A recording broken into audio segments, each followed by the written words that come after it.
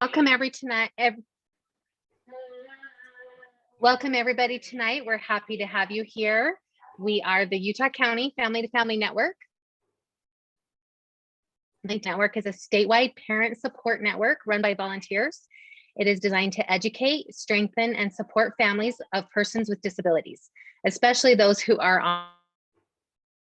on the waiting list or are with DSPD.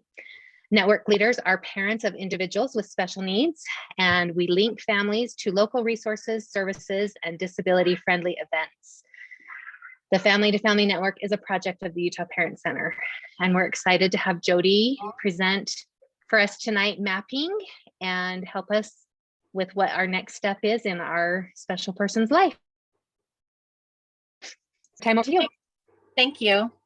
Can I have the two of you introduce yourself that's on? Shelly, do you want to start? Sorry about that.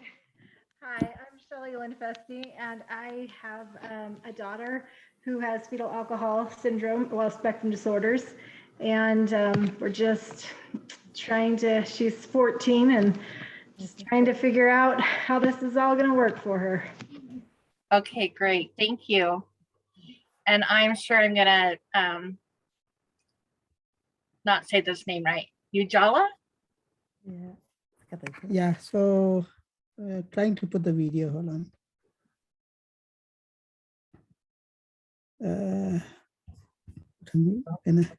Okay, we are not able to put the video for some reason. That's okay. That's okay. Yeah. Just tell us about yourself. Yeah, we have a special need daughter. 24 years. Yeah, she's 24 years.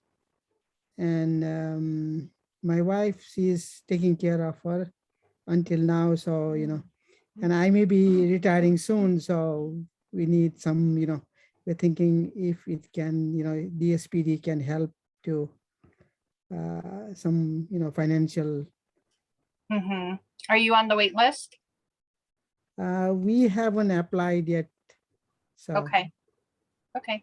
How about you, Shelly? Are you on the wait list or have services? We are not on the wait list yet. He was adopted through the foster care system. So we have various services through that. I don't know if we can do both, have adoption support and have services. I don't know how that works. You can definitely be on the wait list. And then sometimes they work together to kind of see what supports are going to be best to help you. Okay, that's good to know. Thank you. Yeah. And Julia, do you want to introduce yourself? Should we have Julie Brown go first? I do not have Julie Brown on here. Yes, thanks for noticing that. Yeah. Hi, I'm going to turn off my video in a minute because I have, I'm eating dinner. I just got home a little bit ago. No problem. I am down in Cedar City. I'm just got hired as a parent consultant down in Iron County School District. Oh, cool. I have a 20-year-old on the autism spectrum. We are on the wait list. Okay. But he's up at Scenic View Academy and they are amazing and have been very helpful. So I've heard really good things about them. Love them. Yeah, good. Good, good. All right, thank you. So Julia, do you want to go then?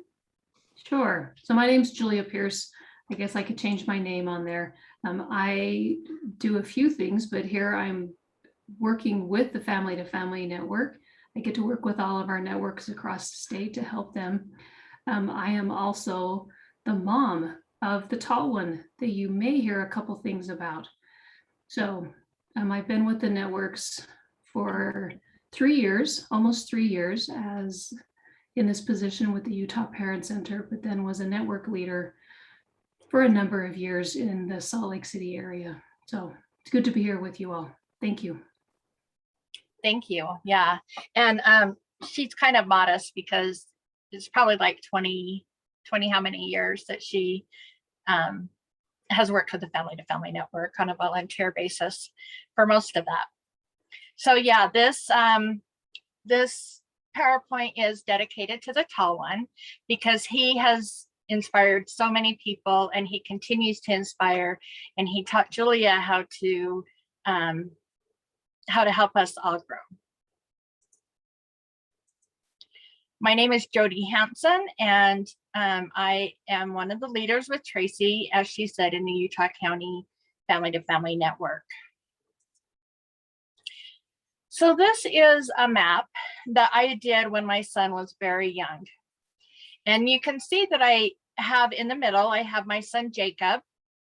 And then I've added all of the different things that we needed to do with him, all the different people who we were negotiating with, who we were trying to make appointments with.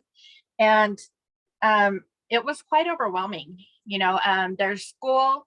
At school, you have the teacher and the principal and therapist and, you know, all the different people that you work with, bus drivers, bus aides. And then in health, my son has cystic fibrosis and cerebral palsy. He is 21. And so he sees a lot of different doctors and specialists. And then we have his friends and people in the neighborhood, people that he did church with, sports, different things like that.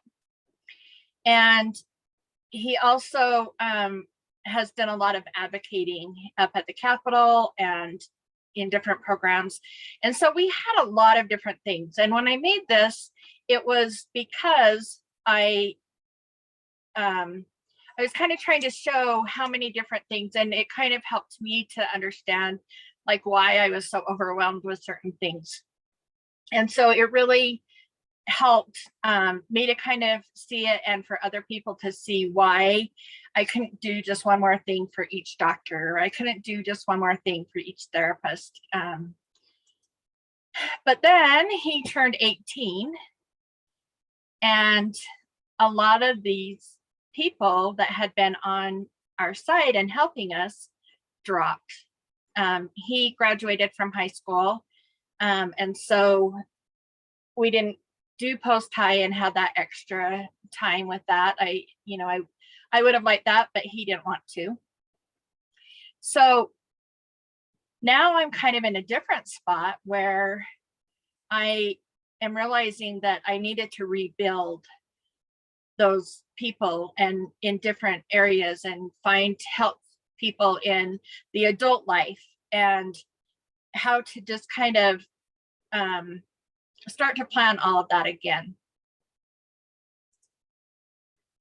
So here's kind of what we came up with when he turned 18, or when he graduated from high school. This is all of the support we had, and everyone else had went off our radar. And so it was really hard to try and kind of start that again, in addition to all of those things like getting guardianship and different things, decision making, different things that you do when they're 18. And so if you need to start that now, I know some of you are above the 18, and then Shelly has the 14-year-old. So but it is doable. We can start to rebuild it, and the sooner the better, but we start where we're at. And we start to find that there are some great health workers in the adult system as well. I do recommend starting that earlier if you can. As far as trying to find a doctor, we had one set up that was going to work with our son till he was 21. So I had put that part off completely. But she ended up moving to Texas. And so we had to start that at the age of 18 when we were kind of dealing with everything else. So if you can do some of that, then you can start building your network with that part. And it's not quite as alarming when they turn 18. Okay, this is a Charting the Life course paper, and Charting the Life course has done some different tools to kind of help you to prepare for adulthood and to prepare for people's lives. And you can use it when they're younger or older, But it does give you some ways to do that. So this is what we did for my son. This is just one part of his life that we were looking at, what he wanted to do as far as for a job for his adult life. And he really wanted to be a game designer. And so the first thing that we needed to do is kind of look at what strengths he had in order to do that already. And we came up with things like he's really good on the computer. He has practiced on different game design programs. He remembers things really well. So once he learns something, he remembers it. And then we had to look at what people we could talk to try and help him in that area. And his dad and brother are both, all three of them are gamers, and they all have written different game designs. And so he has those two. And then we have a friend who is a musician, very good musician, and he has done the music for the Lord of the Rings games. And so we knew that that would be a good place for us to start, to kind of ask him about that area and where we could go from there. And then we also had a neighbor who is a game designer that he talked to and started to build some of those relationships. As far as eligibility, we wanted to talk to vocational rehabilitation. We are on DSPD services, so we wanted to talk to them. We wanted to kind of look at things on our own though too. Sometimes these agencies don't work very quickly, or it takes a while to get off the wait list, or whatever the course may be. And so trying to build some of that on your own and kind of checking into things is really important. And then community-based, we used to go to Microsoft before COVID. They had game design nights where they would teach people how to design games. They have closed that facility now and are only doing things online now. So they don't have those great classes, but that was something that helped us. He did go to a continued community education class that helped. And there's different studios and different colleges and high schools that have different things that you can look into for that as well. And then in technology, there are just some technology that we tried to write down as many things as we could of what things are available for him. So I want you to kind of just take 1 minute, and I want you to think about something that you want to have your child, or you think that your child would like to start to learn to do, or something in their life that you want to make sure they're getting all of the services that they need. And I want you to just think of one thing that you could do, that you could think about with that.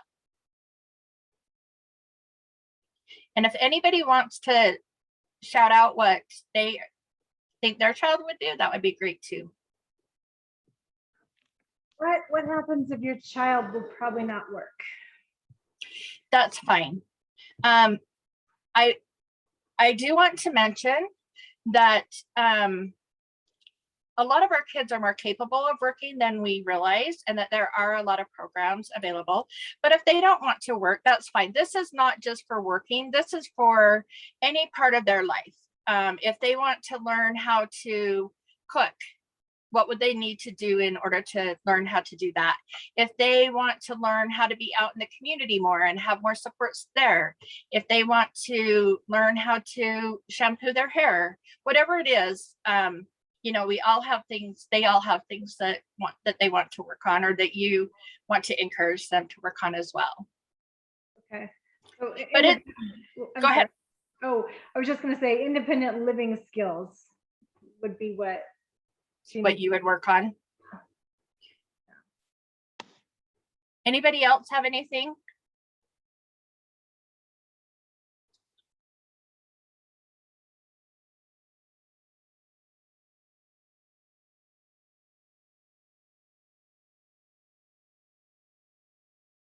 Shelley, do you mind if we have you? Oh, did you want to say Sure. something, Ujala? Hold on just one sec. I think Ujala just came on. Were you wanting to say something? Yeah, so our daughter, we see still needs help in, even the daily chores, even activities and all, dressing anything, so. Okay. So maybe doing some, is she able to do her own hygiene, or do you help her with that as well? We have to help in everything. Okay. Okay, great. So let's actually just say, and then what are some independent living things, Shelley, that you are thinking about? Wow, everything. Okay, what's one thing that you feel like would really help him right now? Would it be a budget? Would it be learning how to put on his socks? Is it learning to cook? It's actually a girl. Her name is Oh, Marin. I'm sorry. no I'm worries. sorry. Oh, that's fine. No worries. So my husband's here as well. Do you have any input? Hi there. Hi. Well, yeah, just all of the above. I mean, the looking to cook, basic care. I mean, I think she's got the hygiene down, but you never know. Some days she does. Some days she doesn't. Right. Yeah, as far as concepts of budgeting and shopping and food and all that's beyond her right now. So Right. Okay. Good. Well, we can work on that. So I want you to kind of think about Ujala, and I want you to think about kind of one thing that might be helpful for her or him. Is that, do you have a boy or a girl? Go. A boy. Go. Oh, a girl. So they're both girls. Okay, good. That will be easier for me. And is Julie still on? Sorry? Pardon me? Was it Julie? Yes. Okay. Do you have anything that you want to add as well? Julie Brown, or Yes. Yes. Oh, Julie okay. Brown. Sorry. That's okay. Well, my son, he loves welding. Okay. And I guess we're in a very fortunate situation that they are working with him up there at the school to get him to tech college to work on welding and life skills, financial skills, and such. So yeah, we feel really lucky. Okay. How old is he? He's 20. He'll be 21 in a couple months. Okay, great. All right. So yeah, post-tie is a really good thing. And I don't know if you know this, Shelley, but if he goes to post-tie, then I'm going to get this all crazy now because I messed up first. If she goes to post-tie, they do a lot of those types of things there as well to kind of teach some of that. Ujala, did your daughter go to post-tie? No. Okay. She's 24, right? Right. Okay. So some of the things that I want you to think about. So Julie can put welding, Shelley can put independent living, Ujala can put activities of daily living. And I want you to just think of one thing with that. What is one thing that you feel like that would work for?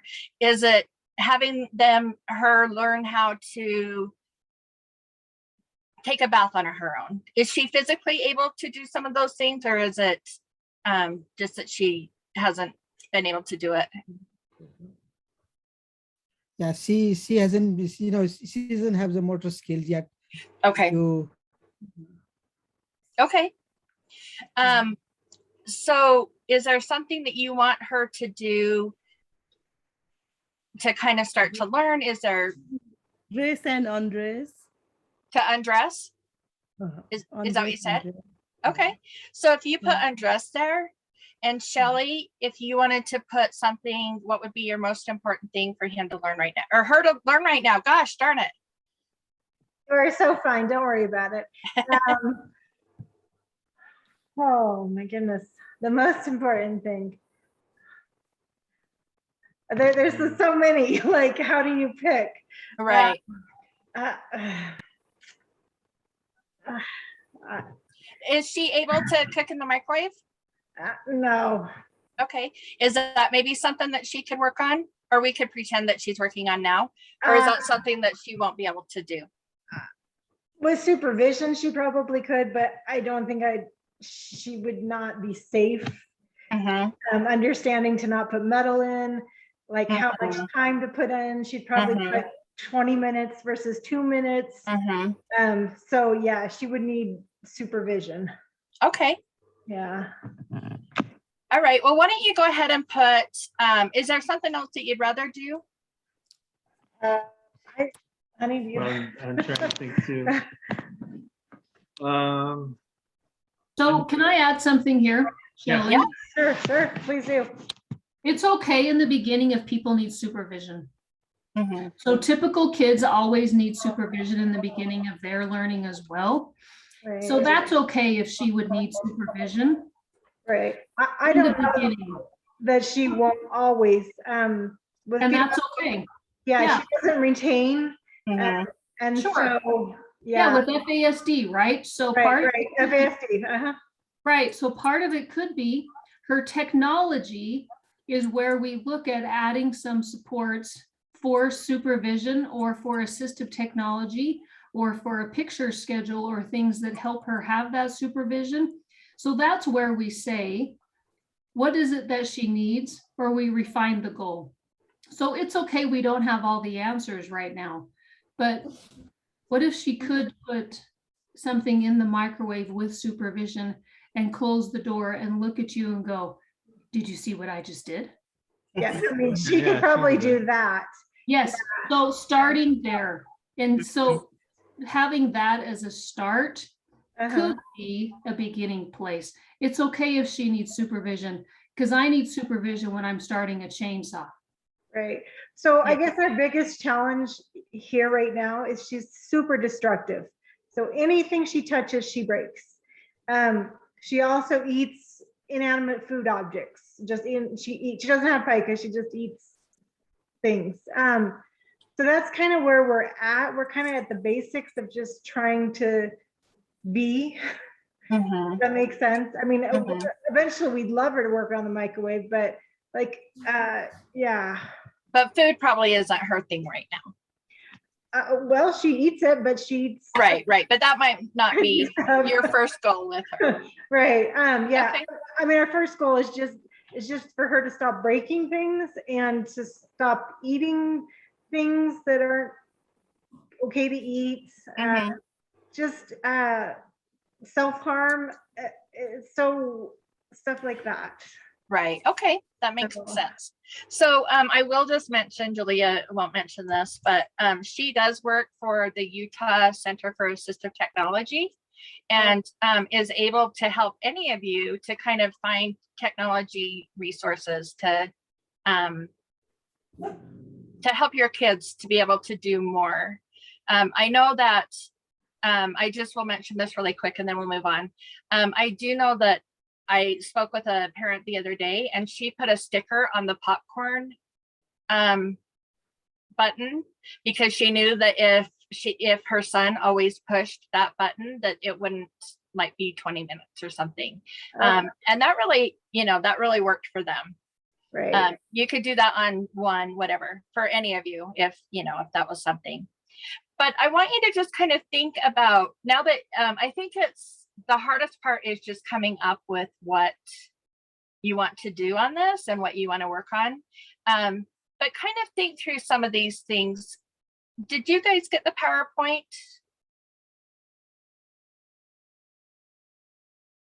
Through email? Was there an attachment? I have not. Okay, we'll make sure that you guys get them. And then I want you to kind of go through this and kind of think about who can help you, what technologies there are to help you, what agencies can help you, and kind of just go through some of that.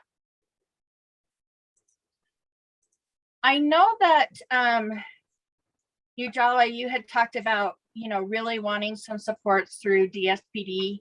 And that, of course, is something that a lot of parents want. And DSPD is a really good program if you qualify for it. But there are other ways that you can get supports. That's kind of what we first go to, is some of those paid supports. But there are natural supports that we can look at to try and find ways that we can get that help without it being from a paid support. So natural supports are sources of support that comes directly from people and communities rather than being provided through formal paid forms of support. And that's Michael Kendrick. So some examples of paid supports versus unpaid. Paid supports would be things like a Medicaid waiver, which that's what DSPD is. Book rehab is something that is a paid support to kind of help to find jobs.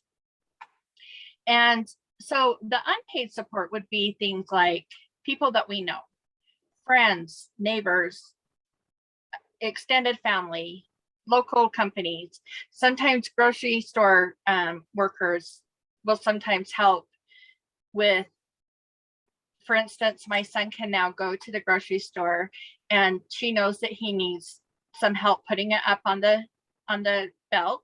He's in a wheelchair, and you know, she helps support him at the grocery store.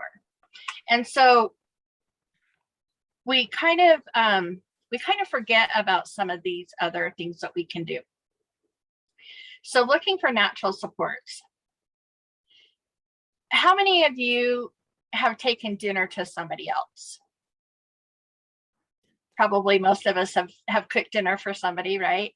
Or helped with a car, helped with fixing a car or fixing a sprinkler, or just getting, you know, yeah, all of us, right? Oh, good. You're the one that we call for cars, is that, or the sprinklers? Sprinklers more so. Yeah, some limited skills. Yeah. Okay, good. So we all use natural supports. We just don't call them natural supports. And so we kind of need to learn how to seek out those people that can help us. There are a lot of people in the, you know, in our communities that can help us. And sometimes it's really hard to look outside of the box and to find some of those. We need to make sure that they feel like they have a purpose if we're asking them to help, kind of what you are needing. And we're going to kind of go through some ideas here. I wanted to tell you about a lady that works at the Utah Parent Center, and her daughter had turned 18, and she wanted to start going to, they thought it would be nice for her to go to a young adults church instead of with all the families. And she had somebody come up to her and say, hey, we would like to take her and pick her up and then bring her. And she hadn't even thought about asking anyone. That just didn't occur to her in the beginning. And it's worked out really, really well for them. So natural supports are people we know or meet in our daily lives. This is my son, Jacob, in the wheelchair, and his best friend, Tyler. And they met in first grade, and they just started, you know, they had a lot of things in common. They shared some interest, and they did a lot together. And he ended up they asked if he could take Jacob to Comic-Con one year. And we were really nervous because nobody had ever done that. And he had asked us if he wanted to work with Jacob, and Jacob had asked if he could work with him. And we just weren't quite sure how we felt about, you know, a companion, a friend, kind of doing some of the, you know, hygiene things. And he ended up asking, and we finally let him. And they went to Comic-Con, and it was the first time that he was able to go anywhere without us being there, because he had somebody that could help with his hygiene. And like I say, he ended up later becoming an employee, but it was such a great thing to have this natural support. So sometimes we just have to find it and look for it. We all want to have independence and self-determination. And our kids want that too. They want to be able to say what they need or want. And even if they don't speak with words, they do tell us what they need, right? I mean, we know what they need. And so, and it gives them a sense of pride when we have them do certain things and they feel like they've accomplished something. So it's important for us to learn how to help them to find that independence. And that might even be, you know, your goal that you put in the middle, is just helping them to learn to be more determined and to be able to advocate for themselves, however it is that they can do. And if, you know, are any of your kids nonverbal? They don't speak with words? Yes, he's nonverbal. She's nonverbal. So Julia is a great person. She's worked with some of my clients that don't speak with words, and she's given some great advice. So you might want to, you know, check with her at the end and get her information, because you may find something that may help her. But you know, because there are other ways than just verbally speaking and finding ways that they can advocate for themselves. All right, this is another way that you can do the map, kind of like I showed you at the very beginning. This is kind of an easier way to do it to start. So you start with a circle in the middle. And if you want to do this if you have paper or pen, you can kind of do this just to kind of remind yourself. But you put the person in the middle. And then you put any family members that could help. Extended family, you know, maybe they just do one thing with them. Maybe they just show them how to do the sprinkler like we were talking about, or they just show them, you know, whatever their expertise is. And so after you write down all the family members, then look at all of your friends. And sometimes we forget that, I mean, we've just kind of taken care of our kids all of our life, and we've thought that we needed to do it all on our own. But there are lots of people who want to help, but they don't know how. And so we need to be able to explain to them how. And sometimes that's really hard to do. I hate asking people to help me. But I found that it's been really beneficial to my son to do that. And then you can look at any kind of paid supports, even if you don't have DSPD or voc rehab, you know, maybe you hire somebody occasionally or any of those types of things. And so then you have all of these things in here, and then you look outside of the box. I talked to you about the grocery store cashier. We still take him, or somebody takes him, but we just wanted him to be able to go through the grocery line by himself. We have neighbors that help us, that if we need somebody to watch him for a half hour before, you know, my husband gets home and I leave. So sometimes we ask for that. We have a doctor that has been amazing, that became a friend. He was his pediatrician. And he has helped us with many things with Jacob. We have online banking now that is amazing for our kids. You know, there's ways that they can utilize their money without having to go in or to do some of that. My son he really likes to do role-playing games.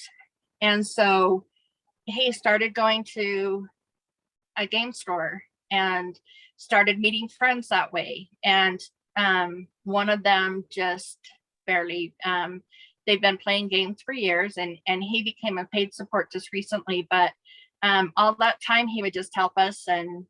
And so that was one of the places that we found. So trying to find some of those things that are outside of the box that you can find to get some of those supports.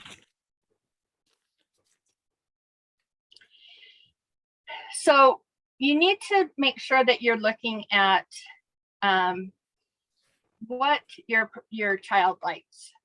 And do they like being outdoors? Do they like sports? Do they like dancing? Do they like music? You know, maybe they just like listening to music and kind of, you know, dancing on their own. Do they like walking dogs, or do they like to write or garden?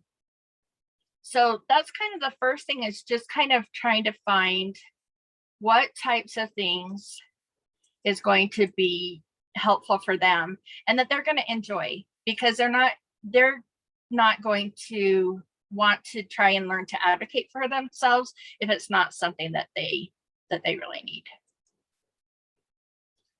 So if a person enjoys playing music or likes to listen to music, some ways that you can find people are going to the music store and just kind of hanging out and playing, you know, letting them play a little bit on the instruments there, and finding other people that have that same interest, and maybe inviting them to go get a soda after, or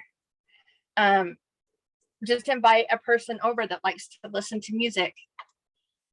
Maybe go to a karaoke place, or just get involved in local music groups. I know there's lots of music groups for different ages that, you know, that might be something, if it is something that they like.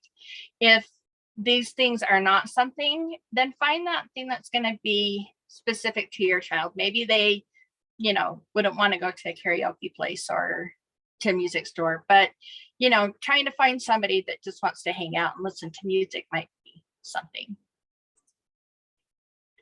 Maybe they want to be, you know, something with the arts, a photographer, or painting or sculptures or whatever type of thing. And I bet every one of us can think of somebody who does art that we know.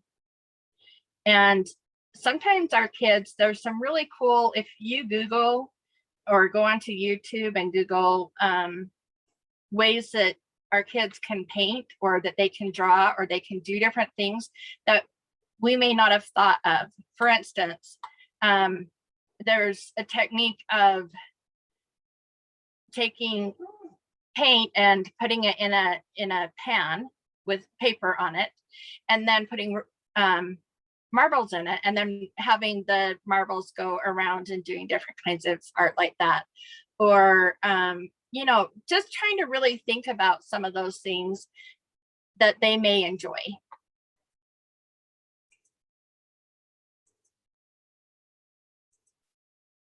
Maybe they enjoy digging in the dirt. Maybe that's how they kind of get some of their aggression out, you know, if they're having troubles with that. Some people like to just have the dirt kind of go through their hands, but maybe talking to somebody and asking them more about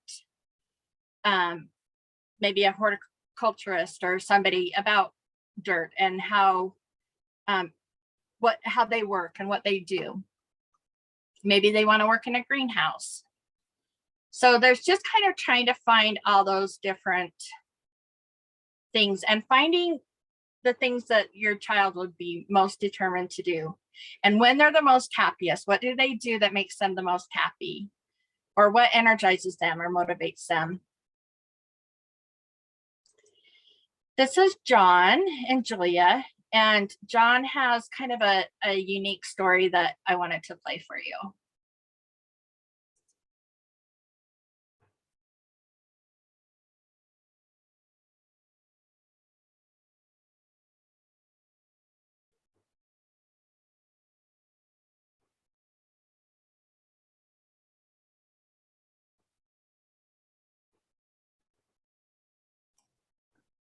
Jody, we're not hearing the sound. Okay, hang on a sec. Oh, hang on. I forget how I have to do that.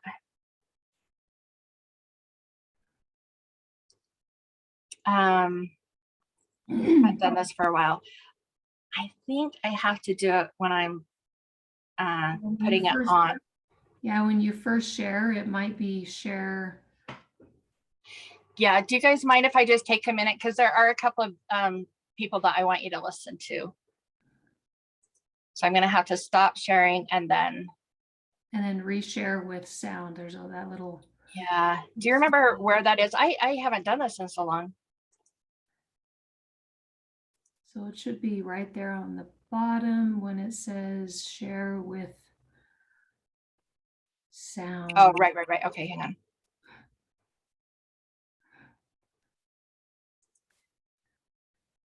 Can you tell we're at the beginning of our season of? I used to do a lot of trainings over the net, but I don't do that anymore. That doesn't have it there. Let's see.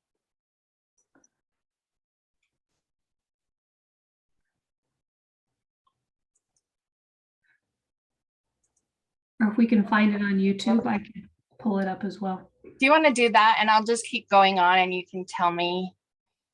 Let me just look on more really quick and make sure it's not. No. Julia, I submitted to be part of the Family to Family Facebook group. I don't know who the admins are, but. We'll get that approved right away. Thank you. Thank you. Yeah, if you guys are on our Family to Family network, Facebooks, let us know, or if you're not on our mailing list. Yeah, if you want to find that, I'll go back to sharing and then we'll come back to this, because there are, like I say, there are a couple that I'd really like you to see. Okay. So this is probably the hardest part, is we have to allow our children to do things, and we have to allow them to risk things, which we do with our other children, but sometimes it's a little bit more hard with our children who have special needs. And we have to let them take their own steps. My son wanted to, he was asked to go on a date to prom. And again, it was really hard for us because we were like, we don't know how this is going to work. We don't know if he'll be able to stay. We don't know how she'll dance with them, all those kind of things. And so we really, we were really hesitant at first, but then we started talking about, okay, what can we do beforehand to try and help this to succeed? And we didn't want to have to go to the school on our own if something didn't work. So we talked with somebody, a friend that would go pick him up if there was a problem. And we was able to do it, and he had a great time, and it was really, really fun for him. But if we would have continued on what we were thinking, we would have not allowed him to do that, because it's hard to let them do that. But failing is a part of life. We all fail probably every day in something, that we do on our own. And we just are so afraid, again, to do that when it is our child. And so we really, we have to do it safely. Sometimes we don't do it because we're, afraid of their safety, and we want to make sure that they're safe, but trying to find some of those things that will help them to take a chance in succeeding. And we're going to go past that one right now. So these are 5 ways that the experiences can help them to feel like they are accomplishing something. They feel like they're belonging. They're feeling like they're respected and that they're heard. And contributing to something, choosing what they want. And sometimes you may want to do that on a picture card if they don't speak verbally, and having them do some of those kind of things. We want them to be included with all the other people. So these are some of the things that I wanted to share with you, where you can find some help that do not cost money, that do not charge, but that may give you some ways to kind of help your children. So some of them are things that you would have to go out and look for, like groups and clubs and, you know, people at school. Sometimes the aides really want to help outside of school because, you know, they only work part-time, and sometimes that's really good. What if they want to work with animals or they love animals? How about, you know, you don't have to talk to an animal. They love you, whatever you do, you know, and they talk to you with their heart, just like our kids sometimes talk with their heart. So maybe going to the Humane Society or having them volunteer on a farm, or trying to find some of those places. I know people that have gone to pet stores and asked if their child could work there or just do some volunteer there, and that has worked. But the Independent Living Center is something that if you're not familiar with, especially with those that have adult children, they do work with all ages, but they have different programs available to take them to. They don't, you do have to have someone with them if they can't do things on their own, but it allows them to work with other people their ages and learn some different skills. And then the Utah Developmental Disability Council, if you're not a part of that, that might be something to look into. They have a lot of different programs. They have a lot of different trainings. They do a really great job to help us in Utah. So when you're asking for help from people, sometimes you need to be very specific in how you need that help. We need to make it so that they're comfortable when you're asking them to do something, that it's not done at a time when they have their kids or your kids hanging on your feet or doing different things, but that you have a little bit of time, maybe go get a drink and to ask them and come up with a plan of what kinds of things you're needing, and making sure that there's a way that they can say no if they don't want to do it, if they're too nervous, but giving them enough information. A lot of people think that because my son is in a wheelchair, he's going to break really easily if they, if they give him 5, or if they, have to do certain things with him. So letting them know that, he's not going to break, and he's not going to feel if they do anything to him, but so making sure that they understand all of the different things, and that our children are just wanting the same things that everyone else wants. And then arranging a place that is mutual and relaxing, so that they can feel non-stressed, and phone ahead and ask for the meeting so that they're not taken by surprise. Okay, this one is the one that I really did. Julia, did you find anything? I didn't find anything on John and Juliana. Oh, is that what you were trying to do? Yeah. Oh, my videos are working. I was wanting to have you just Google how to share sound Oh, on Zoom. Sorry.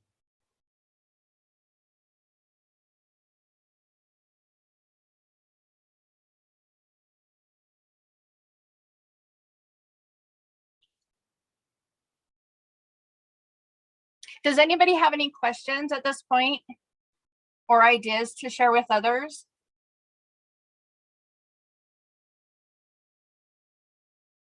Maybe something that's worked for you.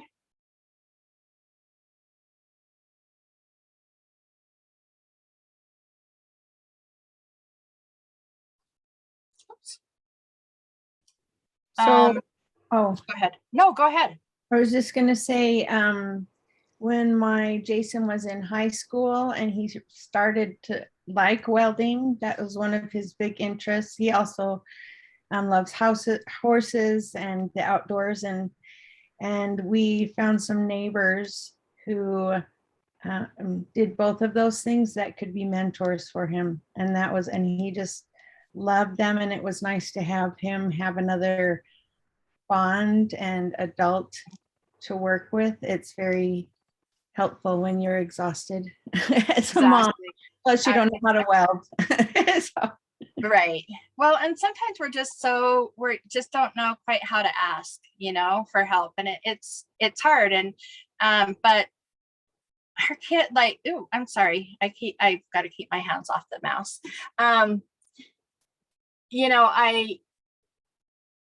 don't want to put other people out, but our kids, they end up loving the other people, and they love working with them and volunteering with them. And it has a really nice bond that they start to take. I know when we started having somebody come in to help bathe our son, I really didn't want to do it. I just felt like I'm the mom, I should be doing this. And now the people that do come in are his best friends, and they sing, and they do things that he just really enjoys. Is it working? Did you find anything, Julia? I did. You ready? Okay. Okay. Do I need to stop sharing? Yep. Okay. Click on share screen. Okay. Select the program. Select share sound on the bottom left corner of the share selection window. Okay. Got it. Select the down V. Yep. Got it. Okay, select share. Okay. Are you guys on? Can you see that? Yes, we're good. Okay. Hang on. Let me go back to this one. Whoops.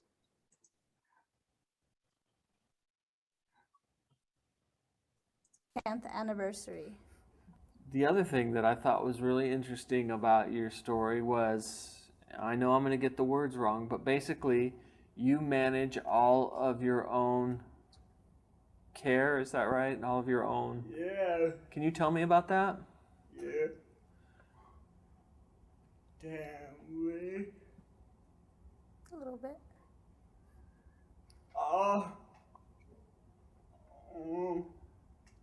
No.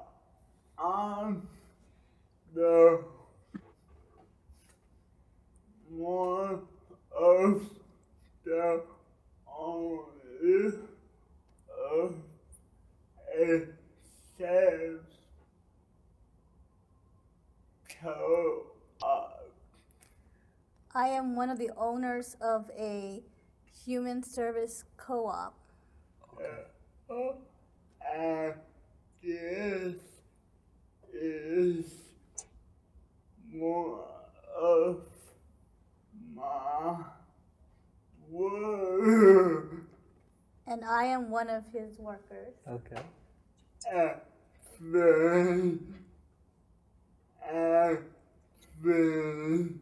And friend. Excellent.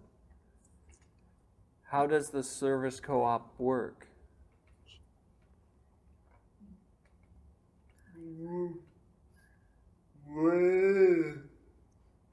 We decide what we want. We decide what we want. And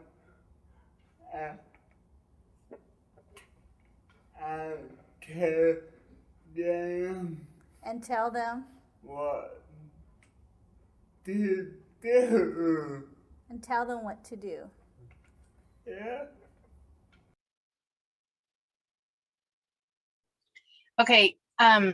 He has really made a life for himself. And even though, he does struggle in talking, one of the other things that he talks about is he wanted a job at Target. And he went in and did an interview, and they said, no, thank you, but, we are not hiring right now. So he went back and he went back and he went back, and he said, I want to work for you. And he got the job. And I think it's been like 10 years that he's been working for them now. So sometimes it's being persistent and trying to find things. I also wanted to show you, I'm sure most of you have seen Cody. Have you all seen this? I won't play it then, but I'll just say, can you imagine what his mom felt like when he said he wanted to do this? I mean, I just think of me as a mom, and I don't want to see him fail, especially in front of a whole bunch of people. And but she took that risk, and she let him do something that he really enjoyed and that he really wanted to do. And I think of that mom, and I just think of how she was willing to let him try it, even though it was so scary for them.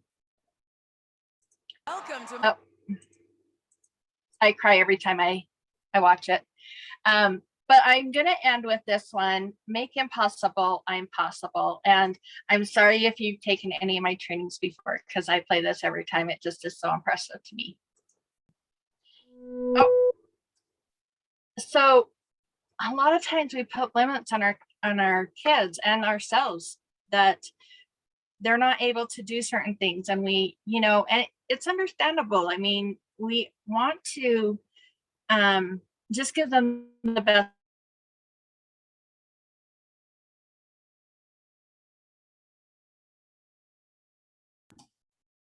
Think.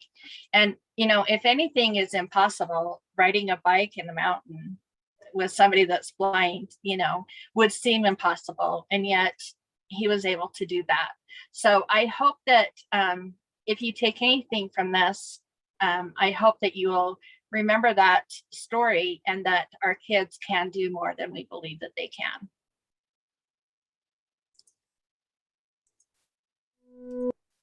And then here's just my contact information. So I always love that. Yeah, I always love that know. story. Oh my gosh.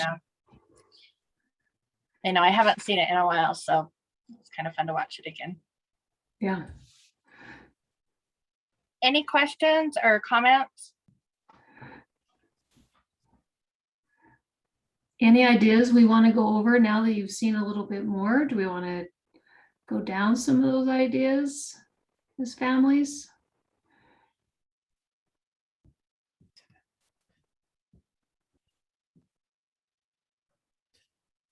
So our situation is a little different. She's also mentally ill. How